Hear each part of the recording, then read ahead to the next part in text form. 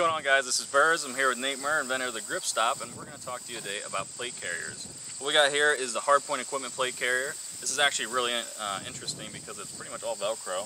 We're going to talk about that a little bit. I'm going to talk to you about, what do you like and where you see the market moving. I know lightweight is definitely something where everyone's trying to get to, trying to not hump around as much weight. So, when it comes to plate carriers, where have plate carriers, where were they and where have they come to today as far as like this innovative, Velcro, pretty much you can tear the front of this whole thing off and throw on an AK setup if you want.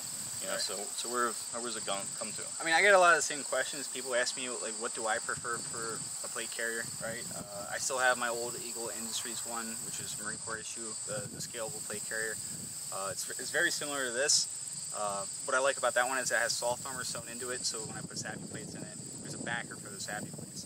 The majority of plate carriers on the market don't have that soft armor, but what you can do is you can usually get soft armor inserts that go in behind your sappy plates, right?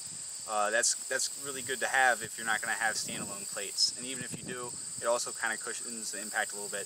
It's a good thing to have. You can always choose to take your hard plates out and just roll a soft armor that's still going to give you like level 3A protection. So what guys want, obviously they want MOLLE, because every pouch that we use today uses the PAL system, it uses the MOLLE system. So you want MOLLE in the front, everyone's Velcro up top so they can put IFF markers like infrared reflective flags or unit markers, cool guy patches, whatever it might be. But at the same time, they don't want to compromise their MOLLE. So here you have strips of Velcro that are also double as MOLLE. So if you don't want to put your secret scroll patch up there, you can still put a little admin pouch or whatever you want to have with it. What guys want, they want a plate carrier that's light, it's comfortable as wearing 45 plus pounds of ammo, water, food, batteries, radio, whatever it might be, can possibly be. So what you're going to look for is something that has nice wide shoulder straps, maybe a little bit of padding, is comfortable, doesn't interfere with the way that you shoulder your rifle. As far as the modularity goes, guys want the ability to swap weapon systems quickly, right? And that goes for both military and the civilian side of the house. 3 gunners, they might shoot one rifle one day, shoot another rifle different, or they might even have to shoot different rifles in 2 different stages of the same match. So with a system that's modular, like what we have here, you can change out your front so that you can go to a different style mag pouch. Why that's important for the military is one day you might be rolling with an M4 or Mark 18, next day you might be carrying a Scar Heavy or an M110 or some other weapon system like a M249 or a Mark 46 or something like that. So with a modular system like this, I mean, that took you about 3 seconds to remove. Now, let's say that I don't need all those mag pouches, I want to go low profile. You just put a low profile you just use it like cover this on it, or just wear it just like that underneath the t-shirt, and that's a very minimal signature that way. So take the 5561, swap it out for one that's set up for AK pouches, swap that out, one for that setup for shotgun or for sniper rifle, whatever weapon system you're using that day. And the easier it is for the figure and the quicker it is, the more likely you're actually going to use those features. There's a lot of companies that make plate carriers that aren't easily changeable. They sell that as a perk, but it's more of a pain in the ass than anything to be able to go back and forth. So looking at this system, it's extremely simple system. It uses a standard cummerbund. It's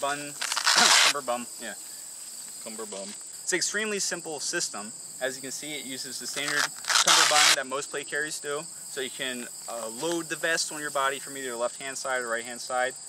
If you really needed to, you could tear the front panel away and tear the armor off should you fall in the water or catch fire or some other catastrophic thing happen to you. So, I mean, it's pretty straightforward, easy. I think the price is very fair for what they're selling it for. It's a very economical plate carrier. One of the other things that people ask me about plate carriers is like, well, I'm just Joe Shit the Ragman. What do I need a plate carrier for? As you progress as a shooter, the more advanced training that you pursue, some classes might require you to wear body armor, right? Especially with kill houses. So if you're going to a shoot house with a bunch of other students, you don't really know their backgrounds, you don't know their capabilities with a weapon system, they're nervous, there's a higher likelihood of catching around in a situation like that than standing on a square box range. So for classes like that, instructors will mandate you must wear a plate carrier at the very minimum.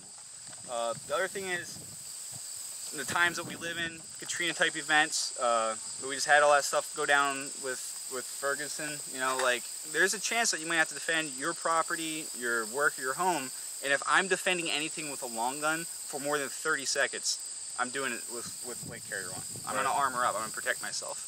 So, I mean, it's prudent for everybody to have armor. It's cheap, it's abundant, it's just another form of life insurance. You know, buy the best quality weapon you can, but also buy the best quality armor and carrier that you can get. There's a ton of companies out there selling, you know, plate carriers, you know, chest rigs. You can go with the low pro plate carrier and then throw a chest rig over top if things There's go a crazy. lot of cross modularity between companies. Yeah, You know, you can go with a tactical Tailor magazine pouch and put it on another company's, you know, on their rig and set it up and customize it to your needs. You know.